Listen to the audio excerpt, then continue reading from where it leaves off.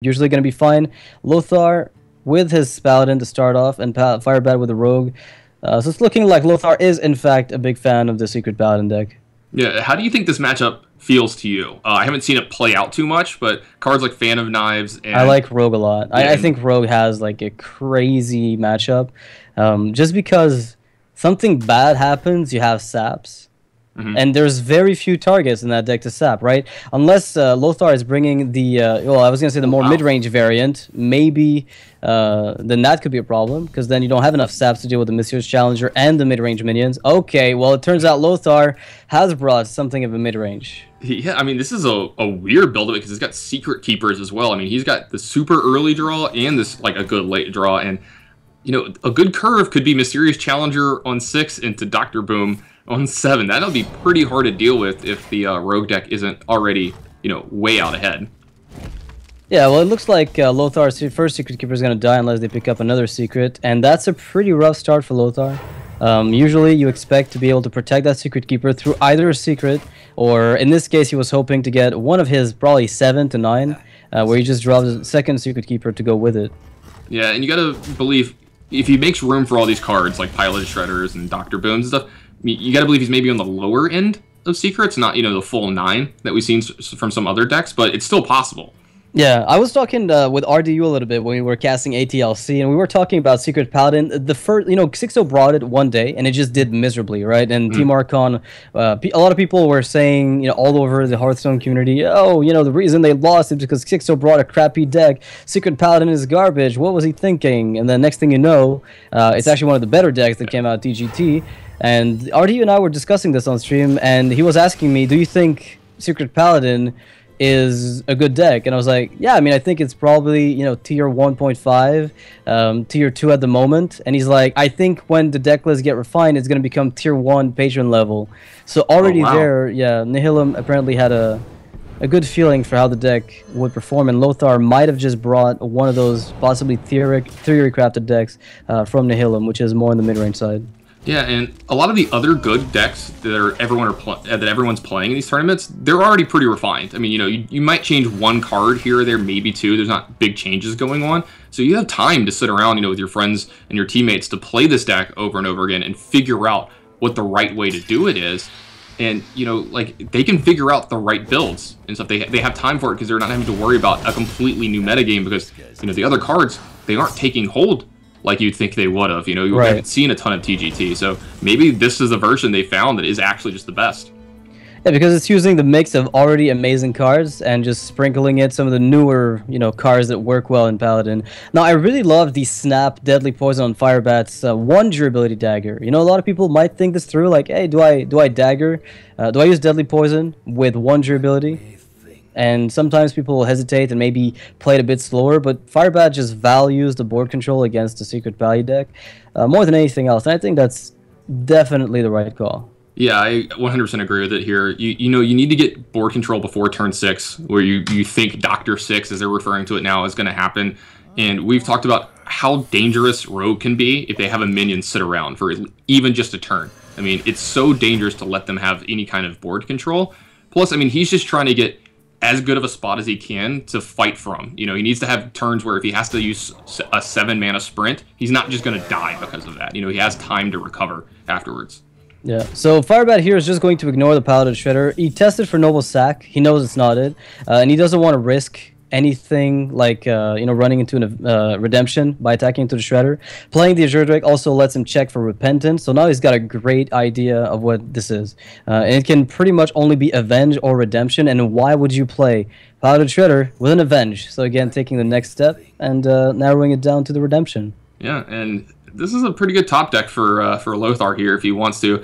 There's not many better top decks in all of the Paladin realm. If you're going to draw something on turn 6, might as well be Mysterious Challenger. Yeah, thin that deck. Might as well do it now. Yeah, it's possible he may have cut some of the secrets from this deck as well to make, you know, room for all this mid-range stuff. We see, you know, only 3 more come out. He already had 1 set up, so. Alright, so in a position like this, what do? You know that if you dagger up an attack, you trigger Noble Sack, you trigger Redemption, and you trigger Avenge. So that's going to be 3 things that are going to be problematic. So you will have to deal with a, you know, 2-1 that comes back to life and a huge minion. Without Sap, can you really afford that? Yeah, he does have a Blade Fury, so I think he's trying to find something to couple with that to kind of clean up this board. And in turns or be able to push through enough damage, like something like Tinker Sharpsword Oil, because, like you said, he doesn't have anything to deal with a giant, 9-7 or 9-8 right now that's possible going to come out this turn. And here we go. Let's see what the secrets do. So Noble Sacrifice triggers, and then we'll probably get either Redemption or Revenge, depending on the order. I think they're all simultaneous, so Revenge triggers first. And then Redemption and Competitive Spirit. Like, RDU was talking about Repentance, or I think Competitive Spirit, he was saying, was not a mandatory card. Like, you could cut the second copy of Competitive Spirit and maybe just run the one. It seems like the weakest one to me. I mean, generally you're getting 1 or 2 minions buffed by +1/+1, and is that enough to warrant multiple slots in your deck of cards that you want to draw? Because, like, sometimes you draw Secret Keeper and the only secret you have is Competitive Spirit, and it does give your guy +2/+2 effectively, which is pretty good. It's Undertaker level almost at the beginning of a game, but is that what you want to be doing in your deck? And we even see a Blessing of Kings here. This is this has got a lot of tools in it that we haven't seen from some of the other ones. So shifting the aggression away from the paladin and looking at the rogue, Firebat, even though he's not, he doesn't have lethal, he doesn't have a crazy Tinker's turn with preps. Lothar is worried, right? He has to make trades just because of the possibility that Firebat is sitting on a crazy amount of burst. All it takes is a dagger up, South Sea deckhand, prep Tinkers, and a Blade Flurry, and he's out of it. That would just be game, and it's a fairly common hand that you have to expect at a stage of the game like this one. So Lothar probably is going to play slowly and trade, which gives Firebat the opportunity to clean up the board afterwards. Yeah, I mean, I wouldn't be surprised if he cleared off all of Firebat's board here. But yeah, pushing 7 and trying to force lethal over the next turn is also a really good play from Lothar, because it's so dangerous. Leaving around 1 minion, he probably feels safe enough, but leaving 10 power on the board, that's way too dangerous to do against a rogue player. Alright, so the Avenge is up and ready to run. Basically, whatever ends up living after one of the minions dies. I mean, how do you deal with this if you're Firebat? Because you're going to buff something with that Avenge, which is, a bit of a problem. You kind of have to heal bot, but if you do that, do you backstab Fan of Knives? Yeah, I mean, this is a really rough spot for Firebat. If he backstabs and Fan of Knives, he can take care of a couple minions here. I mean, 1 minion, but he might be able to kill the 6/2, but the 7/7 being buffed would be an issue.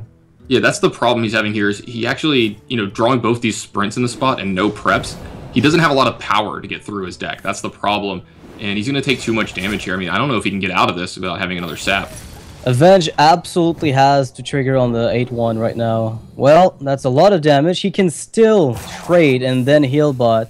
He's going to be on 10 health. He's not out of it. There's a good chance that he ends up picking up something to save himself after he, preps Prince into a sap. We've talked about this, but this is one of the most important cards against Secret Pally. Sap just negates that huge burst they're trying to put together.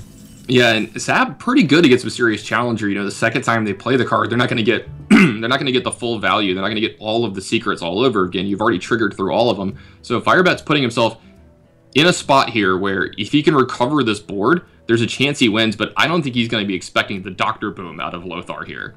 I don't know. When you've seen the Shredder, I think you might expect Dr. Boom and Tyrion. I've seen lists of this type of deck that actually, curve really high, and that's kind of the problem, I guess, with it. It reminds me a bit of the Warlock situation where they have an archetype, say, Handlock, and for a while, Handlock was Demon Lock. It was, just pure Giants. It was sometimes just a mid-range Warlock that sprinkled in Giant, and you just never knew what to expect. So that's the big warning, sign against I guess a Paladin, Secret Pally. When you see that Paladin Shredder, they might be trying to curve up much higher than you usually would expect them. Yeah, I saw a Tyrion out of this deck yesterday playing on ladder, and I was quite surprised. I hadn't actually seen that deck start to take hold yet, and it seems like everyone is coming to the consensus that you should have a higher curve in these decks. Yeah, and I think it makes a lot of sense. I don't really know how you're supposed to contest some of the more mid-rangey decks without having something like this. Yeah, and Firebat does not pick up a sap here. He's going to take a ton of damage off these boombots, and he's going to eviscerate himself here. He's going to get a little blowback here and make sure that he goes out in style. Is that Harakiri, right? Is that how you call that? I think, eviscerate yourself. That would have to be the proper term. The proper term. So Lothar is going to take the game with a Secret Paladin, again showing the strength of this new archetype. Wow, it's been a while since I've seen Lothar's face on a competitive little tableau there. So we have Firebat with his 3 decks, he's going to have to go up against a Patron, probably from Lothar, and the Druid.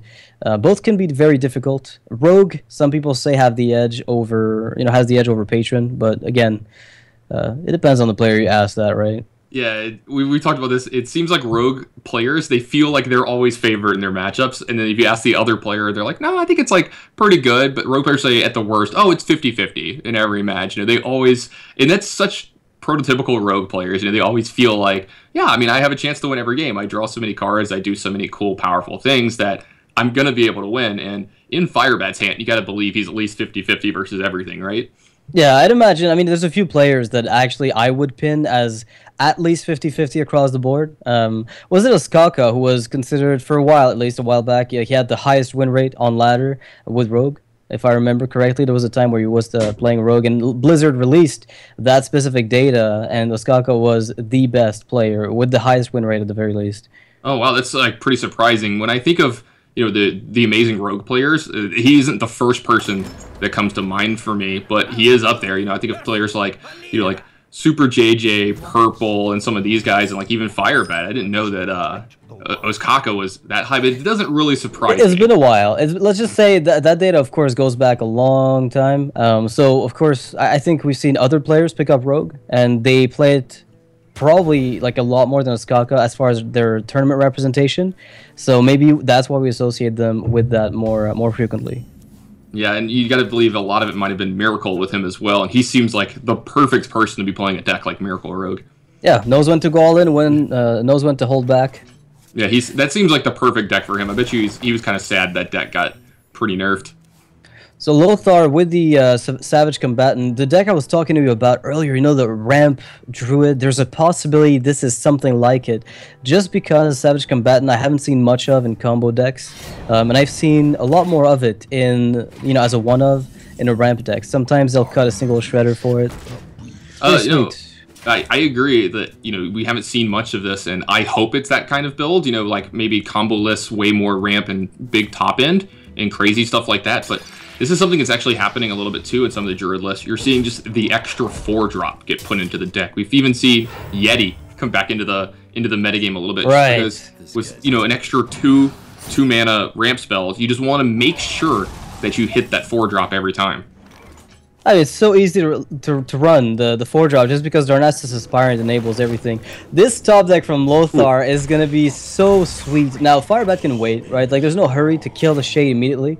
You'd love to flurry, but there's really no need to do it right away. So you can take your time a little longer. You've got one more turn, and the flurry will still kill the Shade. So take your time. Yeah, you might be able to catch something else in it, like Lothar might play an Azure Drake here, and you can use your flurry to put 3 damage on it, and if you want to, you can even trade in your Earthen Ring Farseer. I don't know if he's in that kind of position where he needs to be doing that kind of play yet, but yeah, I mean, just give your opponent the chance to play into this just a little bit more. Yeah, I mean, do you think he'll trade here, though? Because Blade 3 would be really devastating. Oh, he doesn't trade the Shade. The Blood Mage Thalanos would be amazing here, but... you can just like SI it down. It's right. Fine. It might actually be better even, right? Yeah, it gets the 3/3 body into play. I was thinking of like other amazing top decks you could have here as well. Just maybe save the SI agent as like a little bit more burst. All right, so never mind. The dream is dead. It is in fact a combo druid. When players will you show me a deck that I have not seen before?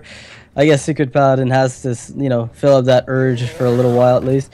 So, Firebat in a pretty good position. He's got the sap to answer threats, but Lothar has the combo. If he's able to stabilize on the board, he should be able to get away with this, and he can wipe the board completely clean here.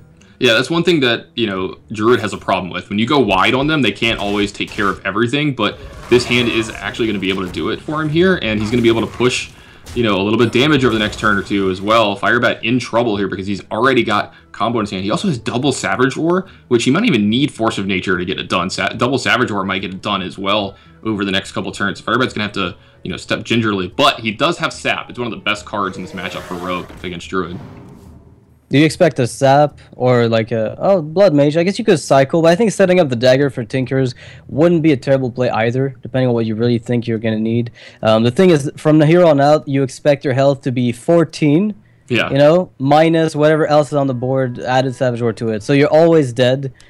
if your health total includes the combo gone, basically, which is always a big problem when you're playing against Druid, because you end up in the late game cleaning up the board inefficiently just to get stuff out. Yeah, we were talking about that, you know, not only is combo good, obviously 9 mana for 14 damage is amazing, but the threat of it is so amazing. You know, it makes players play weird. They have to clear in spots where they want to be pushing for damage because they have to play around you, just 14ing you out of nowhere. And you're going to see Firebat take a little bit of risk here, set up his dagger, not use sap just yet, maybe holding onto it for a big taunt in the turn where he wants to try to push for lethal. Yeah, and based on what Lothar said, like, you could push here for 25 damage if you wanted, but the drawback is, what if you don't get it done? So maybe you use one of the treants, you know, to kill the Drake, and you push everything else to phase, and that's going to let you win the game most of the time, is my guess. Yeah, I mean, you may see him push all the damage because of the swipe here, and he has, you know, hero powers and another Savage Roar, and so I like just, yeah, pushing as much damage as possible and trading off for Azure Drake as well, just to kind of, it plays it a little safe, you know. You still well, I mean, imagine if Firebat's hand is like prep, tinkers, eviscerate. You haven't seen any of those yet. I would be very scared of all those cards. And he's going to actually push for a ton of damage here this turn.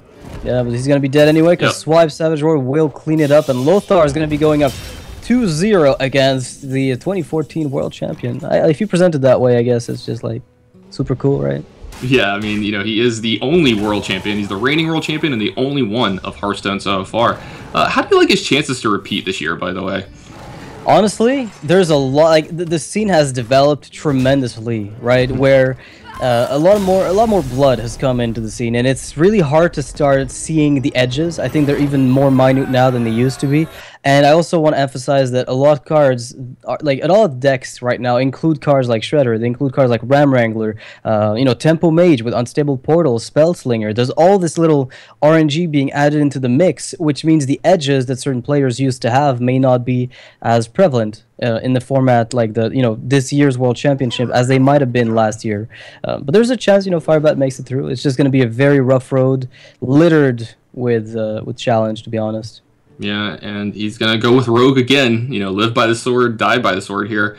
And, yeah, I like this choice, you know, because you got to assume it's going to be Patron on the other side. And this is another hand from him that is not great looking to start the game.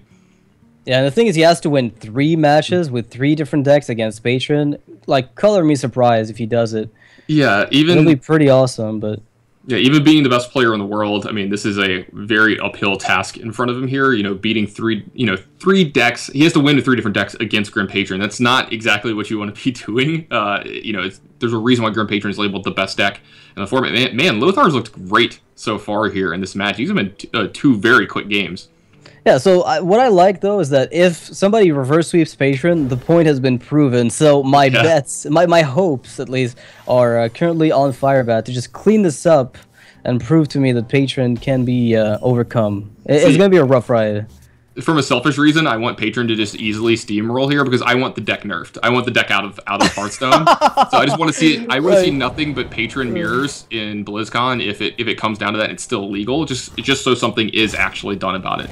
I just think it's bad for the game. It's oppressive for deck building, that kind of stuff. I mean, I'll be honest with you. I love the deck. I still think it's one of the coolest decks out there because it's the one deck that isn't subject to as much RNG as other ones. The problem is maybe that it's maybe a tiny bit overtuned for the most part, but it's hard to draw the line between what's causing the problem. You know, a lot of people have different opinions on that front. Like, I have no doubt that if TGT doesn't shake up the metagame, something will be done. So Blizzard is waiting the same way maybe they did wait with GVG. So we just have to wait a little longer. If the need really arises, then I have no doubt Blizzard will rise up to the challenge. Yeah, and Firebat's going to try to get on the board here with a Violet Teacher. He's got an Azure Drake behind this as well, and he's got a couple pieces, and his hand is starting to pan together just a little bit. I mean, that opener was just not very good, but it doesn't matter too much here. I mean, his opener doesn't have to be amazing as long as he doesn't draw dead afterwards, because Lothar's never just going to go crazy and like super move all in early against Rogue because they have so many good tools to punish you. Like if you move in early on a Frothing Berserker, they have Sap. If you try to go crazy with Patron super early, they can easily Blade Flurry you out of the game and stuff like that. So like he's going to play probably a little bit more of a tempo-oriented strategy against them and try to take care of what's going on. And then reevaluate from there. You know, like this turn's great. He gets to Whirlwind, pick up an extra card, gets to execute this Violet Teacher if he wants to, because it's one of the biggest threats in Well, I Firebat's think deck. actually you might be fine with it, you know, sticking around just because you can clean it up. But now that you've used up the Whirlwind, it's a little less, a little bit more difficult. This was a really complex turn for Patron because they could play Death Spite, they could use the coin and quote unquote waste it. They could Whirlwind, just play the Ghoul. There's like a lot of lines of play that could be. I guess you could defend them. If you were to be asked, you know, what would you have done here? You could defend just about any line of play that was made. And Lothar is just going for crazy card draw. Yeah, I mean, I like the way he played the turn because you have Death Spite to answer Azure Drakes, and, you know, Firebat's draw looks a little slow, so you have to believe that maybe something like Azure Drake is there, and it's a card that sometimes they even keep in their opening hand in this matchup. Plus, I mean, you didn't, like, need to develop the Death Spite, you know, the turn earlier. It's not like, because he doesn't have Patrons yet, so it's not a priority. Oh so my god, this is such a crazy amount of burst coming from Firebat. There's no way he's not just pushing like next turn with a crazy double Tinker's South Sea play. Yeah, and he's got a prep here as well. I mean, he can make sure all kinds of things go crazy here the next turn. I mean, he's going to be able to push for so much damage. Do you expect Lothar to taunt up behind the Ghoul? Or do you think he's still going to be playing it a bit slow? I wouldn't be surprised to see like one Ghoul come out maybe, just because. Oh, yeah, I mean, it matters what he thinks he's going to be doing next turn. I think it really mattered if he were to, you know, top deck a Patron there.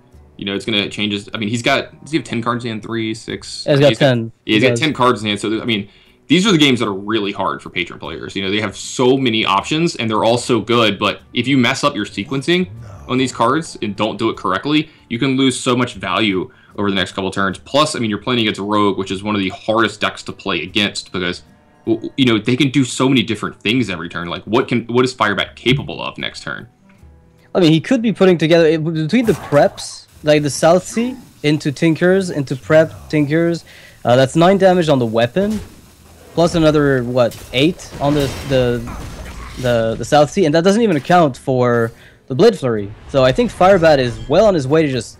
Yeah, I mean, after this turn, I think this could just be it. Like, Firebat is going to push for a huge amount of damage, and there's almost nothing that Lothar can do to stop it. Yeah, he's going to be able to push for a ton of damage to face this turn, and then Blade Fury is going to just be able to clean everything up next turn. Like, Lothar can't even amass a board that could live through it and threaten lethal and stop him from doing anything here. I mean, yeah, as we said, that opening hand, not amazing, but he kind of drew into what was going to be good here because, you know, he's not playing against a deck that's going to be pressuring him every single turn, you know, from turn 2.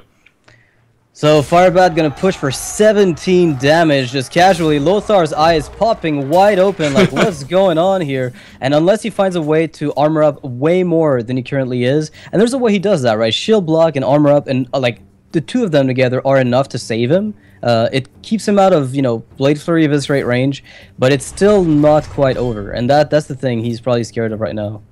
Yeah, I mean, yeah, Firebat does have Blade Fury plus Eviscerate to push a ton of damage this turn if he wants, but he could also just, if there's no taunter, I mean, if he just kills the South Sea deckhand here, then, you know, you could just attack and save the Blade Fury for later, but you gotta believe there's gonna be a taunter and an Inner Rage used this turn. Well, you have to assume this dies to either Slam, Inner Rage, or a second Whirlwind would probably be used in a desperation case. So I think this South Sea was not supposed to see another day. You know, we never thank those guys enough. You know, they're like, go out on the board, attack somebody in the face, and then die. Yeah, a little one drop. It serves so many purposes. I mean, it gets through traps. You know, it's a huge amount of burst damage. It could be a removal spell in the right spot. I mean, yeah, he's definitely the unsung hero of the deck. You're right. Alright, so this here is a decent play from Lothar because it gives him 2 armor, right? If the Blade Fury ends up being used. Backstab, Fan of Knives. Does that ever do something? So if you Blade Fury first, you're guaranteed to get a huge amount of damage in, but how do you steal the game? Well, he's just going to have to get into any other piece of damage here with the Fan of Knives, which you're going to see him just cycle this turn. It's just getting a card, because honestly, it's not even good against... Oh my god, he's going to be able to push for another 3 damage. Yeah. What a nice top deck for Firebat. There's not a lot of 1-cost cards that actually give him the opportunity to deal damage. Yeah, and it's good that he gets to do it this turn, too, because it gets to play around taunt. Since he gets to kill it this turn, he doesn't have to worry about a future taunt blocking, you know, the 3 power from the stagger. Well, yeah. if I'm Lothar, I'm probably considering that unstable ghoul number 2. Yeah, and he actually needs to start getting something going here as soon as well. I mean, if he doesn't start pressuring Firebat, Firebat just has all the time in the world to find, just any minions to help finish off this game as well. I mean, Lothar can gain a lot of life and push for a little damage here, but he's not putting a lot of pressure on Firebat as well, so he needs to not only prevent himself from dying, but start to find ways to win. Yeah, but I mean, armoring up, playing Death's Bite, I would have almost preferred, armor up, Death's Bite, and then play the Ghoul. And then next turn, you trigger the Death's Bite by attacking, and then next turn you can go for Frothing, Warsong, Whirlwind play. That might have been enough to finish off the Rogue, I think, for the most part. Yeah. But we'll see what he ends up doing. Yeah, I like that line a lot, actually, if you can get Death's Bite to go off next turn. Yeah. So he wanted to weave in the extra 3 damage from the weapon, the Fire War Axe. Mm-hmm. So Firebat needs a Blade Flurry again, something to help. Well, the double of this rate will do it, and that's going to be game. Firebat with exactly 0 cards in hand, and no way to get through the taunt. So that was exactly what he needed. That's a really impressive win, just because the odds felt like they were so stacked against him with that starting hand. Yeah, absolutely. And whenever you see a game end like this, where it's just, no cards in hand and perfect amount of damage, it's just a perfectly built deck. I mean, obviously, it was just built exactly to deal the right amount of damage to win this game. But yeah, that opening hand, we said, didn't look great, but with drawing, the prep and the South Sea deckhand, it kind of worked together. And, he does get a little bit of time against decks like Grim Patron. Well, he's not going to die by the sword. We're going to see a little bit more of that. I mean, the perfectly built deck. I think all Rogue at this stage, we could say, for what it's trying to do, it's perfectly built, right? Like, everybody, the core of all Rogue has been refined by some of the top players to the point where there's very few ways to modify it, and the slots that get, modified, the flex spots, they're still debated upon, right? Like, not everybody agrees on those spots. Yeah, it's just like 1 or 2 cards, something like Van Cleef or what your heal is. Sometimes people run, Earthen Ring Farseers and Antique Heal bots, or sometimes only 1. So, you see Lothar in some of them. It's just generally what you think you're going to be playing against and what kind of, what you want to do to beat those decks. Alright, so Firebat picked up 2 Wild Growth, and he's got the Harrison Jones already set up. I think he's well on his way to control, I guess, the pace that Lothar wants to dictate. Firebat's gonna be able to take it back as soon as Lothar tries to say what he wants to do with those weapons. Yeah, I mean, Harrison Jones great in this matchup. You want to be holding on to it to get a Death Spite more than anything else. You'll see them sometimes pass up. I've seen people play a Fiery War Axe, not swing with it, and then the other player not Harrison Jones it in this matchup, even for 2 cards, because it's so much more important to proc a Death Spite on your terms than theirs. Taking their Whirlwind effect away from them at the right time can often be the difference between life and death in this game, because if you can keep them from Whirlwinding the turn they need to, you might not take enough damage off a Frothing Berserker. Yeah, I mean, it's the core strategy. The more you can disrupt it, the better off you'll be. Lothar here picked up I mean, Firebat played the Darnassus Aspirant just because it makes sense, but here's a perfect example of what looks like a threat, but really isn't a threat. So we saw that happen with Lostov versus Life Coach, where Lostov ended up using Equality just to get rid of the Darnassus Aspirant. Unfortunately, this is not like the threat that the Aspirant represents. It's kind of minor compared to, if you see it ramp your opponent up to turn, to 7 mana on turn 6, that's dangerous. If it ramps him up to 8 instead of 7, there's very little difference there for the most part. Yeah, and this is a good play from Firebat to do that. I love seeing him do this because it puts players in situations to make a mistake here, to interact with an Darnassus. If he uses a removal spell to take care of it, you've got to feel like that is a big win for you, because like you said, going into 8 mana, not a big deal. Going into 7 is a very big deal, or possibly 9, and you see Lothar kind of sniff that out. He knows what's going on here with that. Alright, Tiny Knight of Evil. This guy's awesome. Unfortunately, it's not very good. This guy's awesome, but unfortunately it's not very good. Yeah, he's awesome, just the name, right? I'm pretty sure around the design table they were all like, well, we have this guy that we really want, we want to include a jouster, right? Like a knight for warlocks. There's Murloc Knight, you've got all these cool cards. Well, how do we make a warlock knight? And they're like, well, it could write a fell hunter. And it could be like, what's the placeholder name? Well, Tiny Knight of Evil. And then the day of release comes out, you're like, oh crap, I guess we'll go with this. No, I actually was thinking that. I was like, this card, the placeholder name definitely stuck from day one. Yeah, it didn't move. Tiny Knight of Evil is just absolutely perfect. And you can see Firebat doesn't mind about giving the extra cards here to Lothar, just wants to make sure that Death Spite doesn't go off when he doesn't want it to. Yeah. Lothar, unfortunately, for Firebat, is going to be able to clean this up if he wants to, and like the good thing about if Lothar goes for cleanup here, Firebat gets the initiative again, and that's gotta feel pretty good. Oh wow, well that's a weapon. Yeah. So this changes some things. He could Dustbite here, take down Harrison Jones, set up a good clean sweep of the other two minions here on the turn after. Is it worth it taking a mana away from Firebat this turn though? Does he need to deal with the Aspirant here? Like there's so many different ways he could play this turn, and I think the not dying to combo is a preoccupation of his. Right, so that's one of the few things. Like, you're guaranteed to take out the Aspirant, and you want to take out the 5 damage, because you're very far away from a lethal with a combo. And if you don't, prevent the extra 5 damage from going face, you're going to just get blown out of the water by just, like, a random combo turn. It doesn't have to be, like, a crazy one either. Yeah, and does he want to use this Execute here this turn? Because if he does that, then it's going to be a little harder for him to get through taunts in the future, in the turns where he might be racing Firebat to try to finish the game off. So we might see a ghoul there just because of that. Yeah, there we go. So he does play the ghoul because that doesn't really count as a removal for taunts, but it still deals with the Harrison Jones. Yeah, it deals with Harrison Jones, could draw him an extra card off his Acolyte. Love that play here from Lothar. Yeah, I wouldn't even be surprised to see a Keeper of the Grove on the ghoul just to go face and then play the Shade, but we'll have to see. You've seen one Whirlwind, so there's only so many Whirlwind effects left. I think silencing it off might just be the way to go. Yeah, it's an aggressive play. You've already seen some of these cards. It takes another Whirlwind effect away from Lothar. Again, every time you can deny them any one of the effects their deck is built around, huge plus for you. He does. Firebat is debating this. I mean, it's a pretty tough decision to make. I think overall, the Keeper of the Grove is almost a snap call, but there's probably a good reason to maybe trade Harrison. And then kill off the Acolyte, but then that slows you down quite a bit. I think it's the mana issue here. Having 8 versus 9. Right. He could have gone Druid of the Claw and Keeper of the Grove this turn. If he had 9, that's like just a much better, great turn. There's a chance we even might see him just charge and go crazy and try to end the game here as quickly as possible. But this turn not bad either. He does leave a mana floating, but he does get to develop a Shade. We've seen a couple Whirlwind effects already, and you're denying another one, so your Shade most likely could live through this turn. That's one thing he's worried about as well, is that if Lothar had 2 Whirlwind effects this turn, it kills a Shade and draws him extra cards, and then he can start trading up. It kills the Harrison Jones. That would be a nightmare this turn. Yeah, the Lothar's got a pretty good turn of his own as well. His Cruel Taskmaster on the Acolyte trades up very nicely.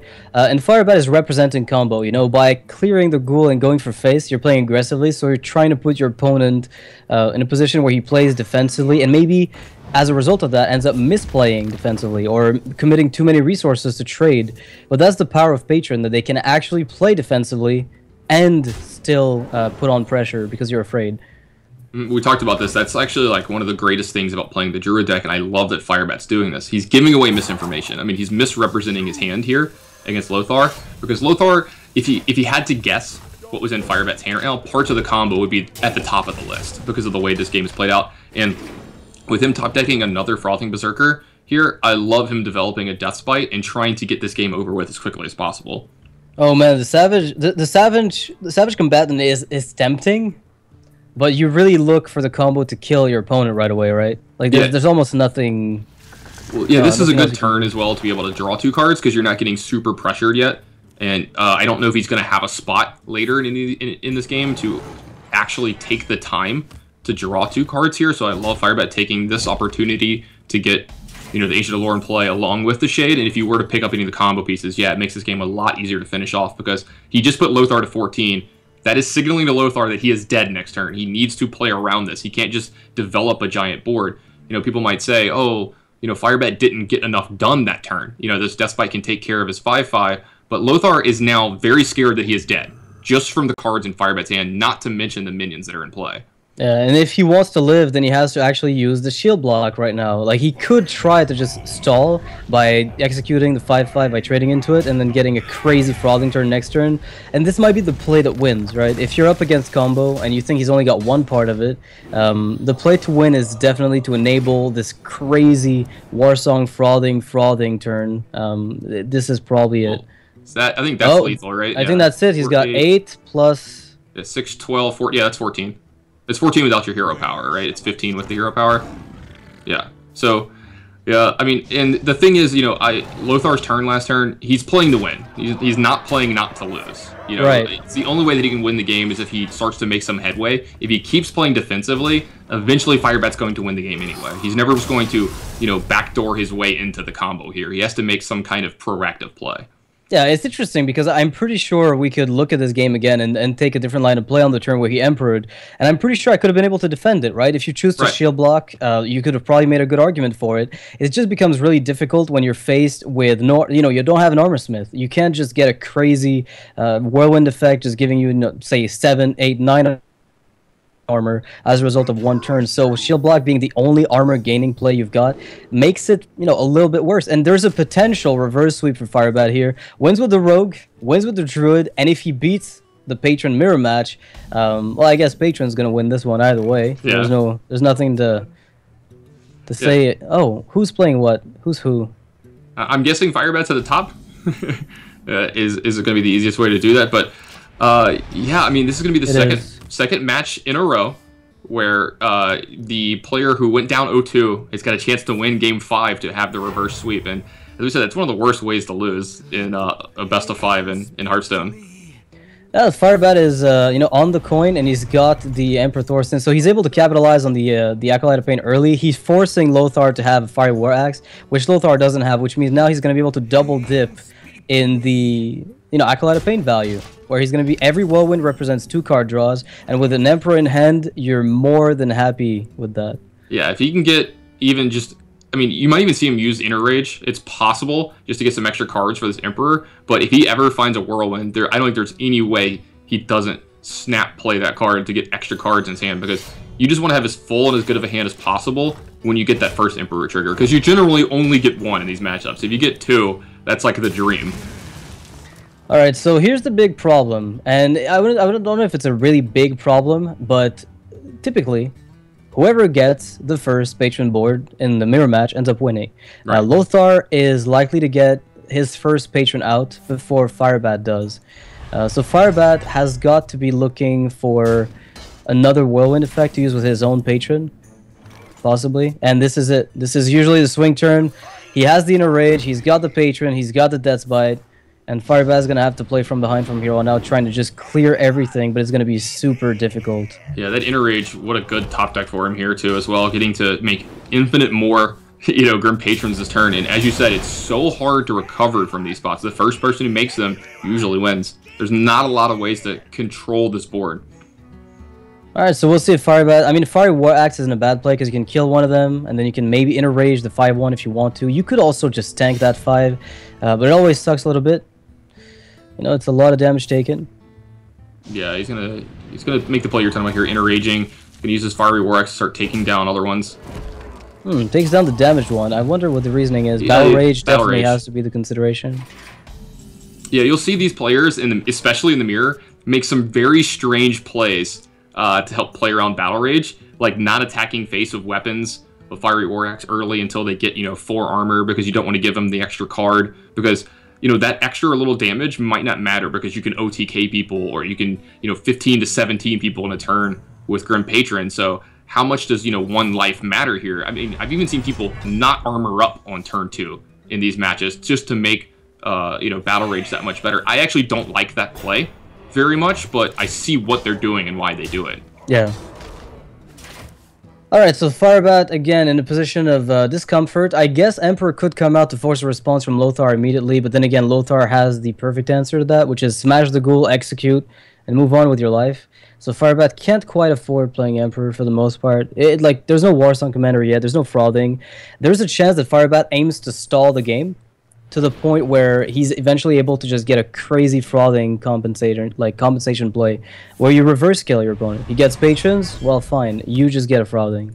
Yeah, he's got a chance here where he can get a Warsong Commander and a Grim Patron of his own going, and then trigger Lothar's Unstable Ghoul and maybe be able to clean up from there, but is he going to have a high enough life total for it? Lothar's going to be putting the pressure on here. He's going to be able to slam his own minion to draw a card and spawn another Grim Patron here. He's still sitting behind this ghoul to help protect, his patrons and make more of them. This is a hard spot for Firebat to be in. I mean, the moment he picks up a Frothing Berserker, like if he top decks Frothing here, I assume we're seeing Emperor Thorson. Well, 3-6. Like if he picks up a Frothing off the top, we see Emperor, and then turn 8 will be pretty amazing for Firebat. That's not the Frothing, but you still got an Emperor because you need to play your patrons with your War Song and just reverse fill up that board. Yeah, he's just got to hope this is going to be good enough here, and you know, Lothar's going to be able to push for a ton of damage again this turn, but he can't lethal him from this spot. You might trade away your 3-1 patron and then execute the Emperor. Yeah, I mean, like, the 3-1 patron doesn't have a ton of value. You know, it can't spawn another one and it dies to your unstable ghoul. So getting any value out of it, like trading it for, you know, Emperor Thorson just to get some damage on it's pretty good, because you don't really want to give up your unstable ghoul if you don't have to. It's got such high value sitting on your board, protecting your patrons, because Firebat can't attack them with his Fiery War Axe without generating, you know, a bunch more. So Lothar is still, I think the edge, if like Firebat could still win this because he's got the crazy card that Lothar is missing, which is the Warsong Commander. It's such an important card if you're looking to get a crazy reverse kill. You know, sometimes you can consolidate the early game or the mid game with a patron in a rage with Death's Bite like Lothar did, but if the patron opponent is not dead or dying, you're very scared. You're playing scared from the reverse Frothing play. Yeah, and exactly, like Lothar has to be careful and manage his board at just the right amount of pressure, but not too much, because he could die to the OTK of a Frothing Berserker draw from Firebat. So he doesn't want to make his board, you know, full of patrons, because then Firebat can use that against him and get one of those one-turn kills with a gigantic Frothing Berserker. So now Firebat can actually use the Armor Smith to stabilize his health total, I think, right? He can play 1 patron, 1 Armor Smith, 1 ghoul, and that's going to give him a tremendous amount of health back to where he might be able to stabilize and push back in. But again, the moment Lothar picks up his own Warsong Commander, this Frothing Berserker with a single Whirlwind effect could switch the game back in Lothar's favor. It's a pretty intense back and forth. Yeah, the mirror, because of the way it works. Yeah, the mirror match in Grim Patron is always a fun one to cast, because there's just it's hard enough to play one side of the deck correctly, but when you start putting in both players' hands and what they can play, what they will play, what they play around, it's so unbelievably hard. There's so much math and so many difficult things going on here. Yeah, and it seems like roping is a very common thing in that matchup. If you've seen, you know, Tiddler Celestial, for instance, play this. The rope is real. Alright, so it turns out Firebat is going to make face trades. He's, you know, not really worried about a Frothing OTK. You know, he's got 4 minions on board, so he's not enabling his opponent to do it. And anytime minions take damage, Lothar is feeding his opponent armor. Yeah, I think you might try to kill. If you go face here, what happens, right? Like Death Bite face. You can't charge. You can't charge. You have to kill the Armor Smith or the Warsong. You got to pick your poison. Well, yeah, there's a chance that if you pick up Warsong Commander, you can go off next turn with a Frothing Berserker, depending on how big Firebat's board is. But you're also worried about Warsong Commander sitting there and, you know, a big turn from Firebat as well. If he has something crazy like, you know, Frothing Berserker double Whirlwind here, you might actually just die. But this way, he can't spawn any more Grim Patrons. Firebat with the crazy play. Harrison Jones to get that Whirlwind, steal it for himself, and spawn. I mean, this is just an insane turn for Firebat. Yeah, he could even play his other Grim Patron if he wants to this turn to get, you know, more. But I think he's digging for. What do you think he's digging for here? Frothing. He's digging for Frothing and trying to end it. Yeah. I'd imagine you'd dig for Frothing. I mean, if you deny the Death's Bite here, you're happy.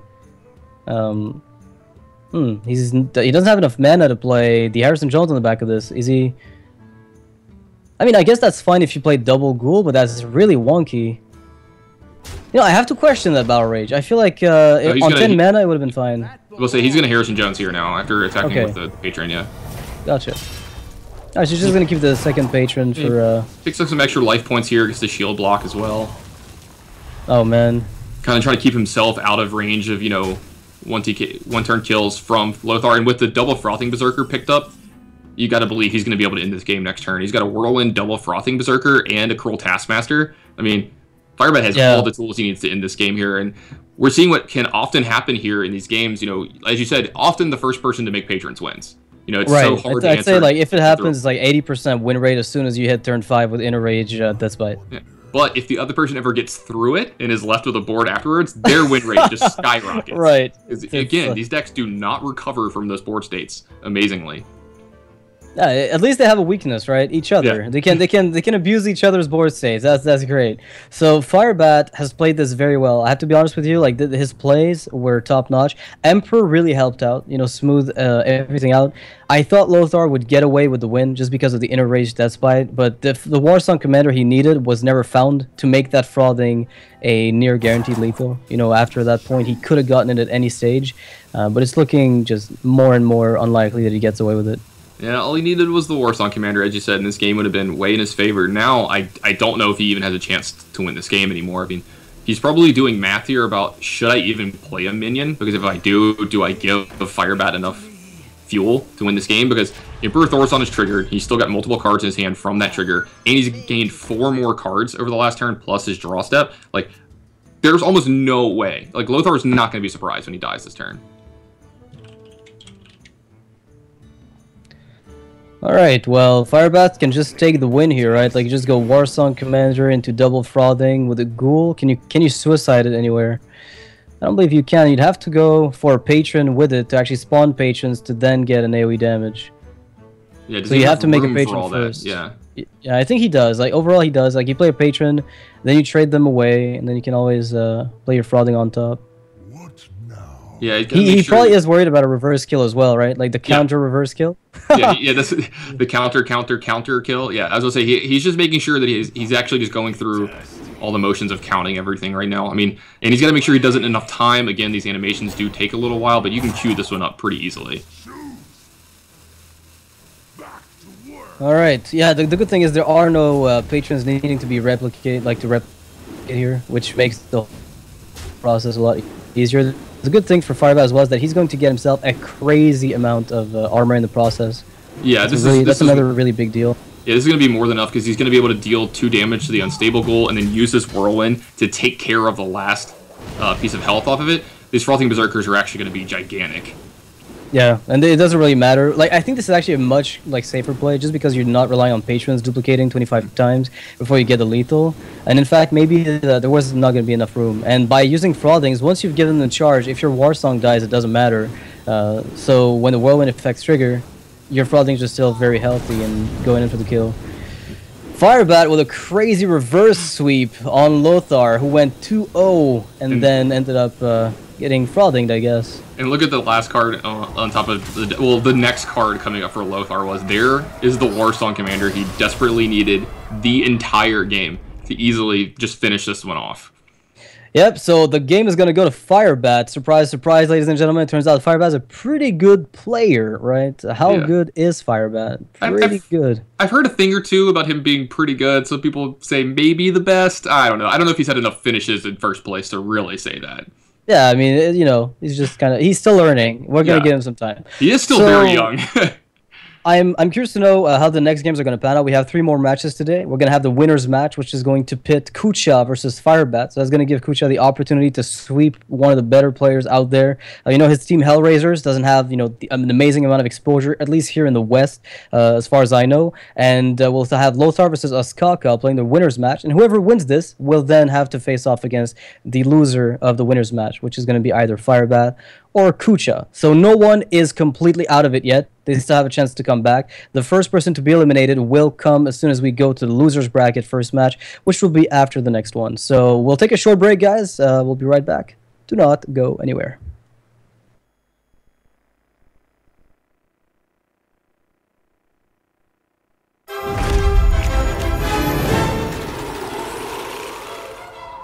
From east to west, heroes are sent, seeking glory in the greatest of events. There are knights on noble steeds, those who will bring them to their knees. There are monsters to test their mettle at every turn. Legends will rise based on their merits. There's even pirates riding parrots. It's the grand